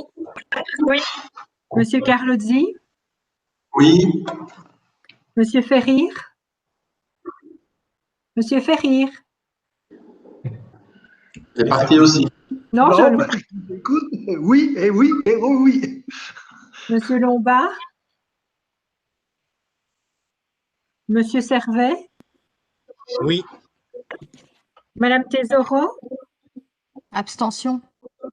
Pour toutes les intercommunales? Non, pardon. Non. Oui, pour les autres intercommunales, pardon. On est dans les autres. Ouais. D'accord. Madame Beaulieu? Oui. Monsieur De Villers? Oui. Monsieur Bellarosa? Oui. Madame Quéret? Oui. Monsieur Watley, Oui. Madame Billemont, Oui. Monsieur Strauss, oui, oui. Monsieur le Président, Oui, et je vous remercie. Donc, nous pouvons... Angelique est revenue? Non. Ah oui, Monsieur Angelico, êtes-vous revenu? Je ne le vois même pas à l'image. Je ne sais pas si quelqu'un le voit. Non, je ne le vois pas non plus. Ouais. Il y a les connexions qui commencent à fatiguer. Il n'est même plus dans les participants, hein, en fait. Donc, Ah, bon, ben, peut-être qu'on aura la surprise de le voir réapparaître comme Monsieur Ferrir tout à l'heure. On peut passer au vote pour Enodia. Alors maintenant, on vous écoute. Madame Compère, Oui. Madame Donjean, Madame Donjean, Oui. je n'ai toujours pas Monsieur Angelico. Madame Robert, Oui. Monsieur Carlozzi, oui. Monsieur Ferrir, Oui. Monsieur Lomba, Monsieur Lomba, Oui. Oui. Monsieur Servet, Oui. Madame Tesoro, Je m'abstiens. Madame Beaulieu, Oui. Monsieur De Villers, Abstention. Monsieur Bellarosa, Oui. Madame Pierret, Oui. Monsieur Watley, Oui. Madame Billemont, Abstention. Monsieur Strauss, Attention. Monsieur le Président, Oui, et merci à tous. Ça nous amène au point 9. Ce sont les informations du collège. Je vais passer la parole à notre bourgmestre. Oui, merci Monsieur le Président. Donc, je vais vous donner quelques informations par rapport à la situation du de la Covid-19, puisque c'est ça qui nous importe pour l'instant. Donc, par rapport à l'administration communale, on constate cette semaine-ci tout de même une nette amélioration par rapport aux semaines précédentes, puisqu'il reste un agent malade et un agent en congé de maternité. Le télétravail est toujours d'application, donc 50% en présentiel, 50% en télétravail, pour ceux pour qui c'est possible, bien entendu. Par rapport au personnel ouvrier, à partir de demain, les effectifs seront au complet, CPAS complet, crèche complet, bibliothèque complet, RCA complet. Elle est toute seule aussi, hein, mais complet. Par rapport aux écoles, donc rentrée ce matin, nous avions 4 enfants en quarantaine et une enseignante. Par rapport à la situation de Marchin en général, on constate aussi une nette diminution des cas. Depuis le 7 du 11, ça diminue quand même de manière significative. Donc, il nous reste 59 cas positifs. Donc, tous ne présentent pas la maladie, mais ils sont toujours 59 positifs. Par ailleurs, les mesures sanitaires sont maintenues jusqu'au prochain comité de concertation au sein de l'administration communale et de toutes les structures qui en dépendent. Je rappelle que même s'il y a une amélioration, nous devons tout de même maintenir les mesures sanitaires tous si on veut pouvoir voir un jour le bout du tunnel de cette maladie. Voilà, c'est tout ce que j'avais à vous dire. Je pense, je reprends ma petite fiche. Oui, mais je suis ennuyée. Je pense que Valentin avait aussi des informations. Je ne sais pas si Valentin est revenu. Monsieur Angelico? Non, il n'est pas revenu. Donc, je ne sais pas si quelqu'un a plus d'informations que moi, mais au niveau de la toiture du hall, nous recevrons un subside de 200 et quelques mille euros, si je ne m'abuse. Et par rapport à l'école du Fourneau, nous aurons un subside Eureba de 80%. Mais peut-être que Monsieur Lomba a plus d'informations que moi là-dessus. Je peux peut-être lui passer la parole, Eric. J'ai cru que tu allais dire qu'on avait 80 000 euros. Donc, on a effectivement 80% sur une dépense de 45 000, donc on va avoir quasiment 40 000, 30, 36, 37, 38, je ne sais plus. Je n'ai pas le chiffre exact ici, mais voilà. C'est donc une bonne nouvelle à la fois pour la toiture du hall et pour l'isolation de l'école de la vallée. Voilà. Mon Dieu. Voilà. Mais merci. Ah, voilà, monsieur Angelico qui réapparaît. J'ai une coupure d'Internet, je ne sais pas comment, mais voilà. Mais écoute, peut-être veux-tu dire un mot sur la toiture du hall et le subside du REBA, ça vient d'être expliqué, mais si je sais que tu avais préparé ça. Moi, je tenais à vous informer que le gouvernement wallon a accordé une subvention de 223 000 pour les travaux de la toiture et pour le système d'éclairage en LED pour l'omnisport de Marchais, quoi. Et la part communale est de 60 000 euros pour Marchais, quoi. En fait, voilà. Et ça va faire des gains d'énergie et aussi, on va réduire l'émission de CO2, quoi, en isolant la toiture, en faisant tous ces travaux-là. Et il y a aussi, on a reçu aussi une subvention de 36 000 euros concernant l'enveloppe de l'école de la vallée. C'est le dossier UREBA, quoi, en fait. On a reçu aussi de 36 000 euros pour l'isolation de l'école de la vallée, quoi. Voilà. Je pense que c'est Merci, monsieur. Merci, monsieur Angelico.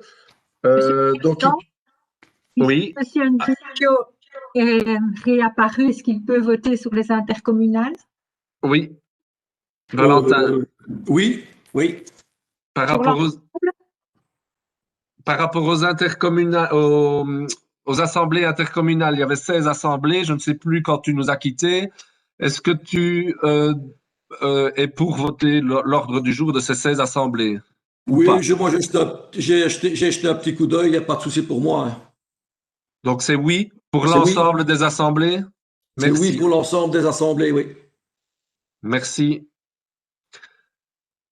Donc voilà, après les informations du collège communal, nous avions un ajout d'un point à l'ordre du jour. C'est un point sur les cultes et le collège voudrait créer la majorité plutôt voudrait créer un groupe de travail du conseil communal sur les cultes pour discuter de l'avenir des différents cultes sur Marchais, différentes fabriques d'églises, etc. Enfin, les personnes qui seraient présentes dans ce groupe auront évidemment toutes les informations et amèneront toutes les réflexions sur le sujet. On ne va pas faire le groupe de travail ici. Il nous faudrait un représentant par groupe politique. Donc, je vais peut-être commencer par interroger le groupe GCR. Est-ce que vous avez désigné un représentant dans votre groupe? Thomas. Ce sera Thomas Watley. Vous avez entendu, Madame Ella? Oui. Pour le groupe MR, Monsieur Servet, peut-être? Oui, ce sera moi. OK, donc Monsieur Servet, Madame Ella. Et pour le groupe écolo? Oui, ce sera moi. Madame Billemont, merci. Et pour le groupe PSIC, Monsieur Lomba? Ce sera moi. Ah ben voilà, tous ces chefs de groupe qui s'engagent. Eh bien, merci. Je ne sais pas si vous avez des questions par rapport à ça. Il ne saurait pas vraiment y répondre. Hein. C'est un groupe qui va se créer. Mais... J'avais juste une petite remarque à faire, oui. Un petit ajout, si on m'entend. Oui. On voulait vous rappeler que nous attendons aussi 3 groupes de travail qu'on a évoqués dans les précédentes semaines et qui nous semblent aussi importants. Donc, on en a parlé le mois dernier, le groupe lié à l'avenir de la vallée, auquel on aimerait participer. Il y a aussi un groupe sur le cadastre des terrains communaux et leur affectation qui a été évoqué il y a quelques mois. Et le dernier, évidemment, non des moindres, celui lié à la mobilité, que vous avez appelé Assise de la mobilité, et qui a été remis au bout du jour, ou je veux dire, qui est revenu à l'actualité avec l'intervention d'un citoyen en septembre, qui nous paraît aussi évidemment essentiel. Merci, Madame Billemont. Est-ce qu'un membre du collège veut répondre? Monsieur Carlozzi. Mais en ce qui concerne l'avenir de la vallée, puisque ce sont des compétences qui m'ont été attribuées en digne successeur de M. Lomba, je vais en rediscuter si vous le souhaitez et si vous l'acceptez en collège. Et on pourrait éventuellement effectivement recréer et mettre sur place ce groupe de travail que je propose de présider. Ça me paraît évidemment plus simple. Donc voilà, moi je ferai en tout cas la proposition au collège pour éventuellement que ce groupe de travail-là puisse naître rapidement et ne pas rester dans les oubliettes comme vous venez de le souligner.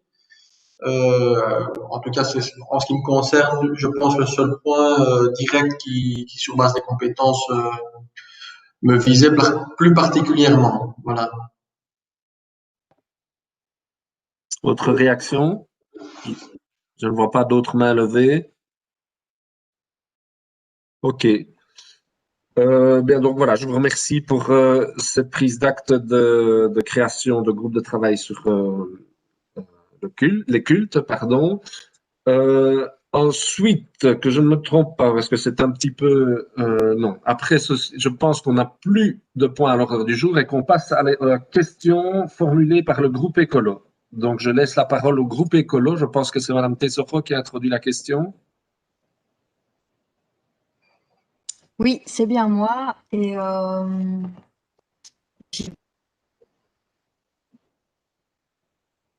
que je vous ai envoyé, puisqu'habituellement on fonctionne avec un signataire. La question est donc sous nos yeux, ici pas, donc je la retrouve.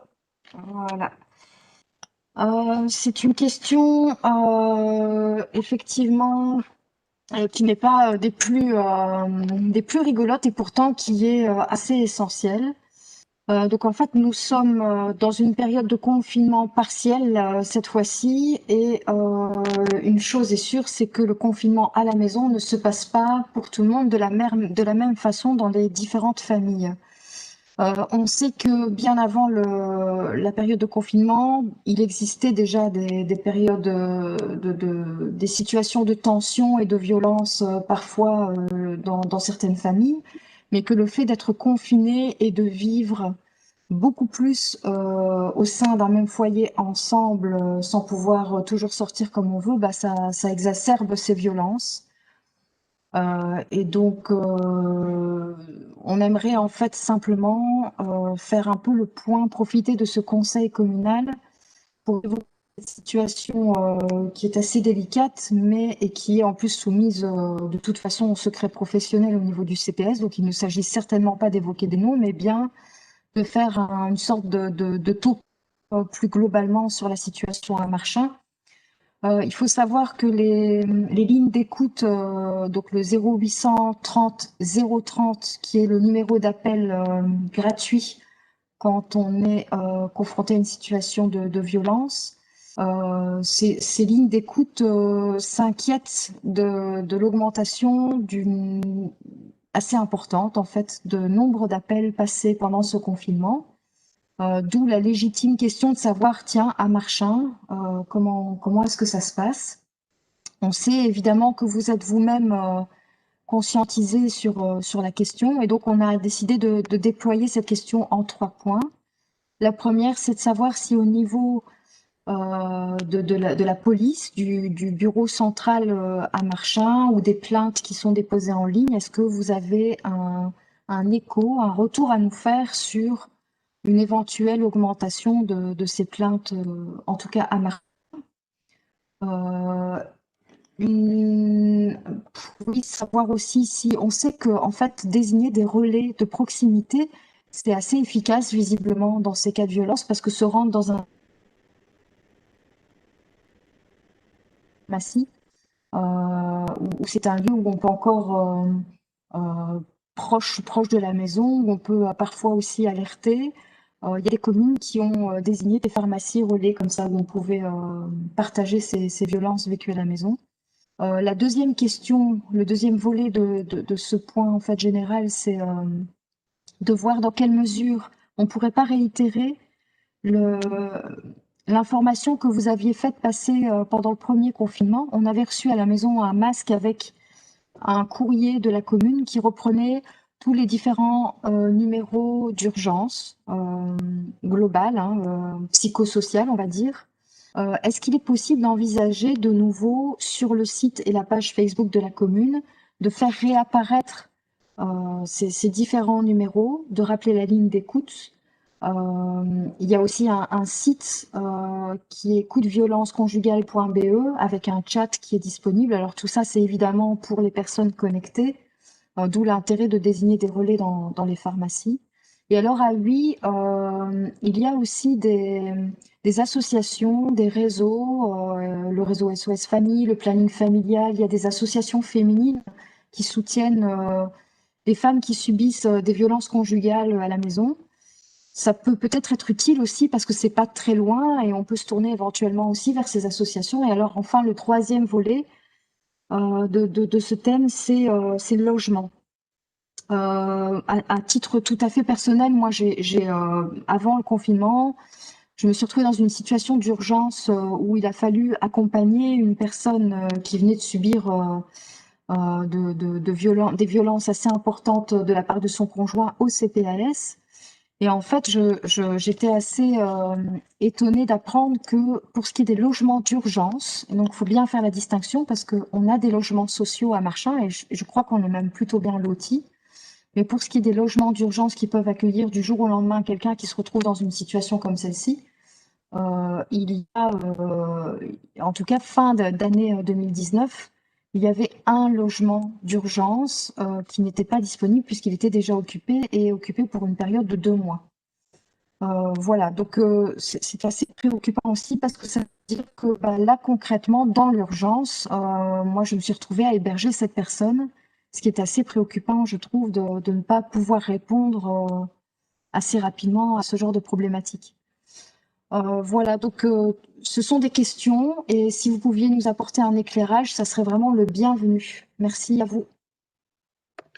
Merci, Madame Tesoro. Je pense que Madame Donjean a une première réponse à apporter. Oui, donc en fait, comme tout d'abord, comme vous l'avez dit, la commune est évidemment préoccupée par ces questions, mais en tant que service social communal, nous n'avons qu'un rôle de communication et de prévention. Donc là, on compte évidemment bien remplir ce rôle. Donc évidemment, on peut répéter l'information qu'on avait donnée lors du premier confinement. Via notre service social et via notre service égalité des chances qui est vraiment très très attentif à ça. Donc les services qui sont en première ligne, ce sont le service de police et le service du CPS. Donc on les a un petit peu interrogés sur la situation, en sachant aussi que des discussions ont eu lieu au début du confinement entre la commune et ses différents services. Par rapport à la zone de police, donc elle s'est préparée avant le confinement à une augmentation des plaintes au niveau des violences familiales. Donc ils ont vraiment été conscients de ça. Donc ils ont fait plusieurs choses. Donc d'abord ils ont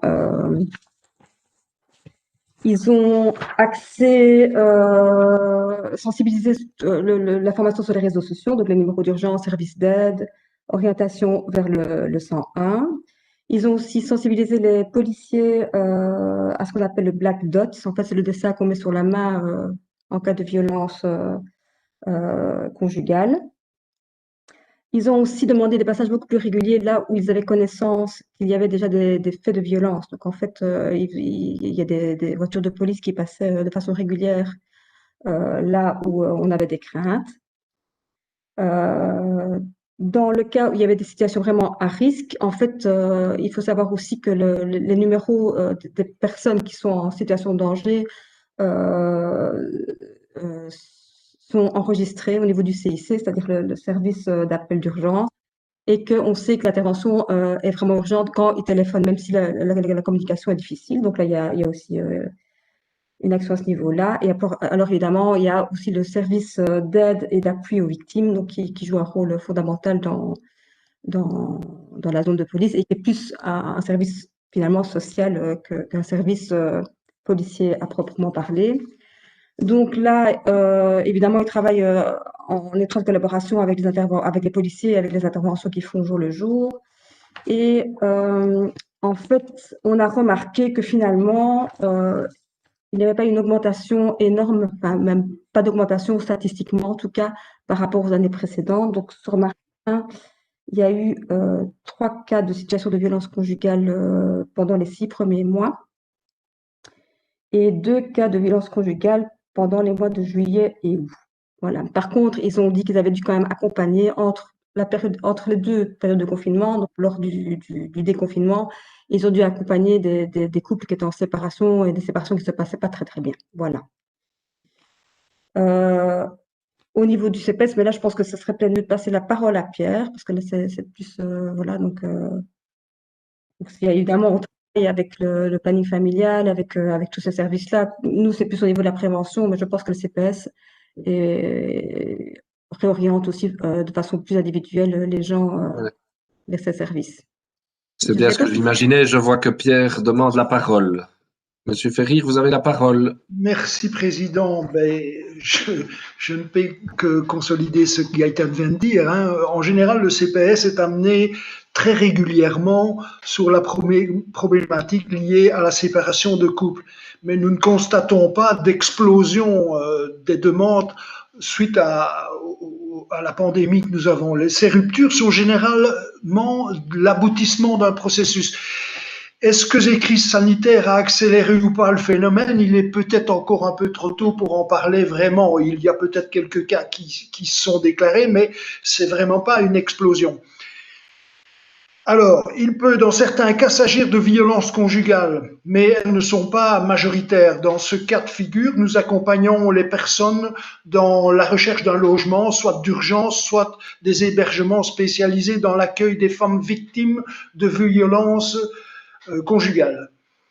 Généralement, ces personnes trouvent une solution temporaire d'hébergement auprès de la famille ou auprès des proches, comme chez Loredana par exemple. Et nous accompagnons par la suite dans la recherche d'un logement qui prendra un peu plus de temps puisque la personne est logée. Quand elles sont nous intervenons également au sein de certaines familles dans lesquelles nous avons pu identifier certaines maltraitances envers les enfants. Il est clair que le contexte peut amplifier ces tensions intrafamiliales, c'est évident. Quand elles sont identifiées, nous travaillons en partenariat avec les services externes en vue de trouver l'accompagnement approprié à chaque situation qui sont tout à fait spécifiques. Nous avons réfléchi au CPS à plusieurs reprises dans la problématique de séparation suite à des actes de violence. Nous ne disposons pas d'accueil adéquat permettant aux personnes de s'isoler de la violence et de vivre dans une certaine confidentialité. Vous savez, nous habitons dans un village où tout le monde se connaît et il est très facile de savoir tout ce qui se passe. La violence, par contre, ne prend pas fin lorsque la séparation des personnes a lieu. Donc, c'est très compliqué pour nous de mettre des logements à disposition de femmes battues, par exemple. C'est bien plus sur l'échelle du territoire et plus élargi et dont la supracommunalité qu'il faut voir pour pouvoir trouver l'accueil d'urgence du public concerné, en tout cas pour les Marchinois.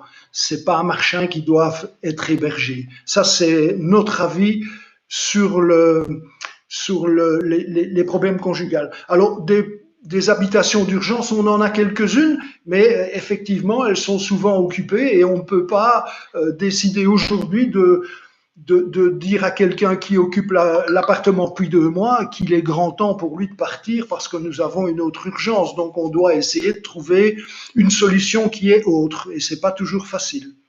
Je pense que j'ai dû dire tout ce que j'avais à dire, Samuel. Merci, Pierre. Madame Tessoro, avons-nous répondu à votre question? Oui, merci pour les réponses. C'est effectivement quelques éclairages sur la situation à Martin. Et quant au logement, je retiens aussi cette piste. Je crois qu'il faut, s'il n'y a pas la possibilité, on peut bien comprendre, au regard du nombre de situations qu'on a sur Marchin, qui est relativement peu élevé. c'est compliqué d'avoir un logement disponible comme ça, en urgence, à mettre à disposition. Et donc, effectivement, la piste de se tourner vers les autres communes voisines, ça me paraît être une bonne solution, un logement qui pourrait, en tout cas, de se tourner dans un premier temps vers les communes avoisinantes pour voir dans quelle mesure on peut pas être solidaires les uns des autres quand il y a un souci comme celui-là, quoi. Parce qu'on se retrouve quand même bien seul quand on nous dit que c'est pas possible et qu'il faut rentrer quelque part et que le soir, il faut quand même bien dormir aussi quelque part, quoi.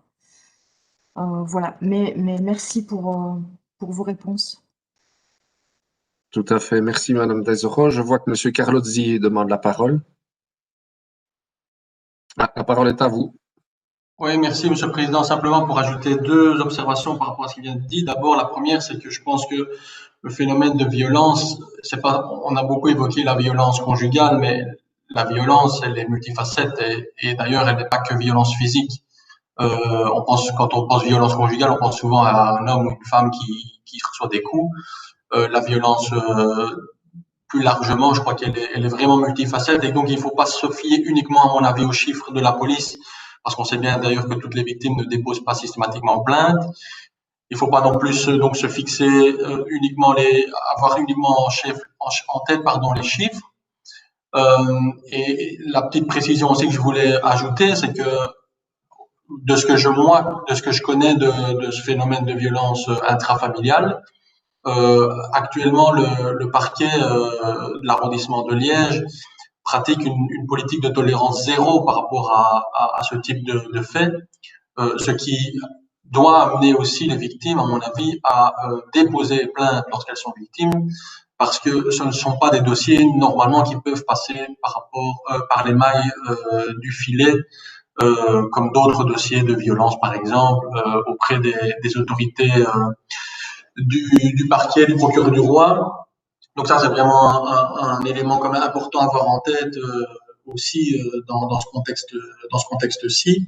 Et ça aurait été intéressant aussi d'avoir peut-être un regard par rapport au parquet, mais comme le dit Pierre, je crois que l'effet aura peut-être un peu de retard aussi, et qu'on pourra peut-être, il faudra peut-être voir effectivement ce que ça donne dans le futur. La deuxième réflexion, c'est par rapport à ce que Loredana vient d'ajouter et ce que Pierre suggérait déjà.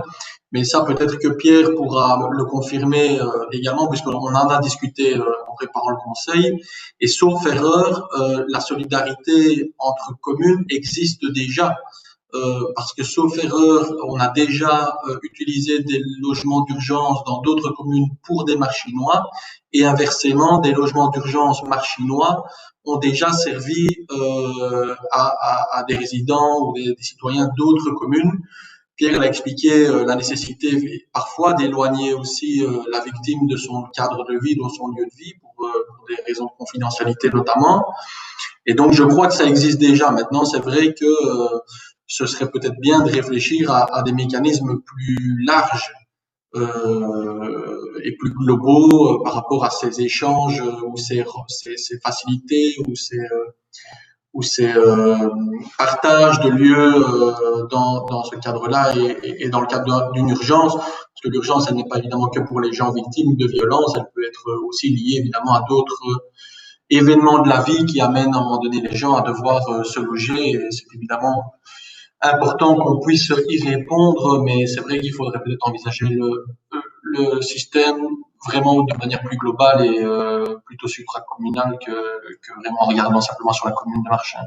Voilà ce que je voulais juste ajouter. Merci, Monsieur Carlozzi. Je ne vois plus de main levée. Pierre Ferrir, je pense que c'est une ancienne main qui est levée. Donc voilà, je pense qu'on a répondu à vos questions pour le groupe Écolo. Et ce qui nous amène à la fin de ce conseil communal. Ah, je vois que Madame Tessoro relève la main. Je vous donne la parole. Concernant l'approbation du PV. Oui, j'allais y venir. Ah, voilà, pardon. Mais voilà, mais si tu as une réaction, c'est le moment.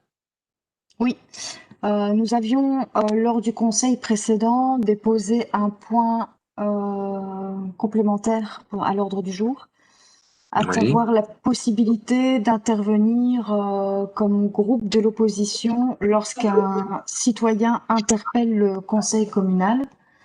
et la possibilité de recevoir les PV du collège, et donc que ces PV viennent à nous. En relisant le PV du conseil communal, d'abord, d'une part, je ne vois pas les votes d'Annelise Beaulieu et de Thomas Watley, qui avaient répondu oui, d'après mes souvenirs, à notre proposition.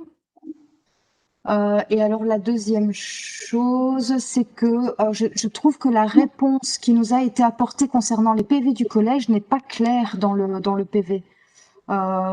C'est-à-dire qu'on nous répond qu'on peut les consulter. Mais notre demande était bien que ces PV du collège puissent être accessibles en ligne, ce qui nous a été refusé. Il faut qu'on se déplace jusqu'à la commune pour pouvoir consulter ces PV du collège. Et ça n'apparaît pas clairement dans le PV. Voilà, donc en fait, je ne redis rien sur le fond, par rapport à nos échanges, si ce n'est que la réponse concernant les PV n'est pas claire et que le vote d'Annelise et de Thomas n'apparaît pas dans les résultats de la décision. Merci. Donc, je vois que Madame Mella notre directrice générale a pris bonne note que les votes de Monsieur Watley et Madame Beaulieu n'étaient pas présents. Je suppose que ça va être rectifié. Et je vois que Monsieur Carlozzi veut répondre à cette intervention. Donc, vous avez la parole, Monsieur Carlozzi. Avec le micro, c'est mieux. Oui, Monsieur le Président, merci. Sauf erreur par rapport à la question des PV du collège.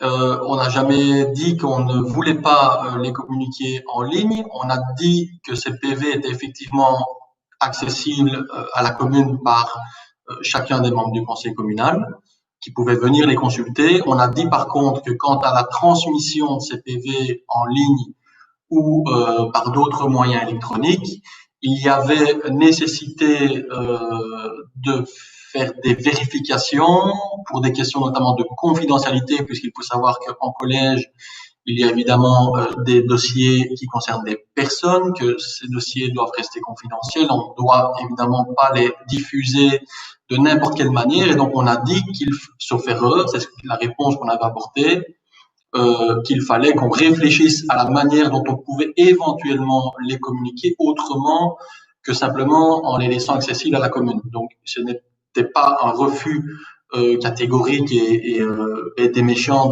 du collège de ne pas les envoyer, c'était vraiment parce qu'il y avait derrière cela des questions de confidentialité, de protection des données et qu'on ne pouvait pas à la réponse, à la demande qui avait été formulée en conseil, répondre directement, favorablement à cette demande. Il fallait d'abord vérifier tous ces aspects-là avant de voir ce qu'on pouvait éventuellement faire par rapport à cette communication. Voilà ce qu'on avait, je pense, répondu.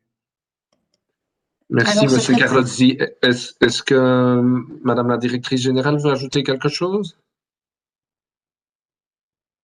Effectivement, par rapport au vote, je viens de vérifier par rapport au tableau de vote. Effectivement, j'ai oublié de noter les votes d'Annelise Beaulieu et de Thomas Watley, donc je rectifierai. Et par rapport à la transmission des PV, je rejoins tout à fait ce que M. Carlozzi a dit. Merci. Une dernière réaction, Loredana, peut-être? Donc, si je comprends bien, alors d'abord préciser quand même que les conseillers communaux peuvent recevoir ces PV de collège, c'est un droit. Quant à la confidentialité, tout simplement, on est tenu au secret. On ne peut pas divulguer les informations qui concernent des noms de personnes, en fait, simplement. On les a déjà reçus lorsqu'on les avait demandés pendant le premier confinement. On nous les avait donnés sans souci.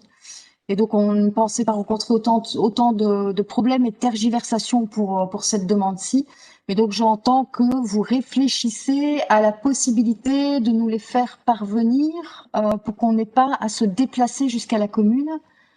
Si je comprends bien la réponse, en fait, Claire. Concrètement, ça veut dire quoi, en fait?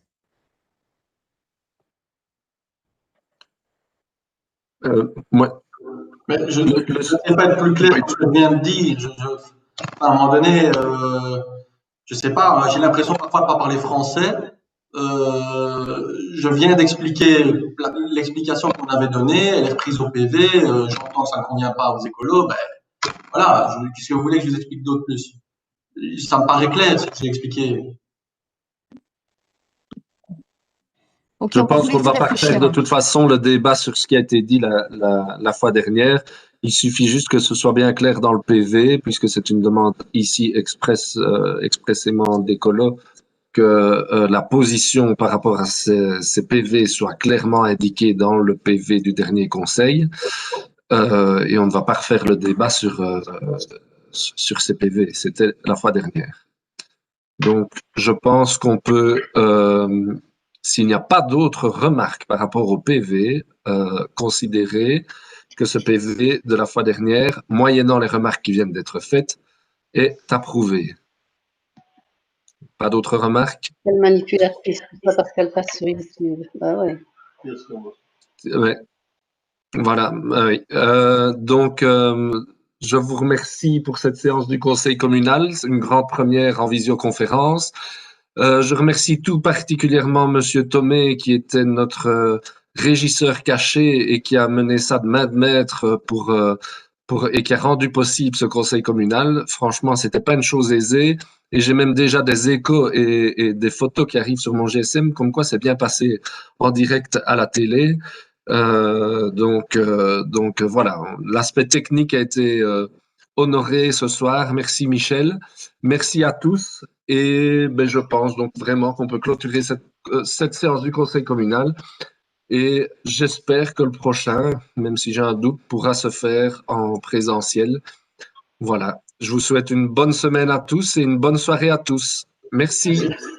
Merci. Merci. Bonsoir à tous. Bonsoir. Bonsoir.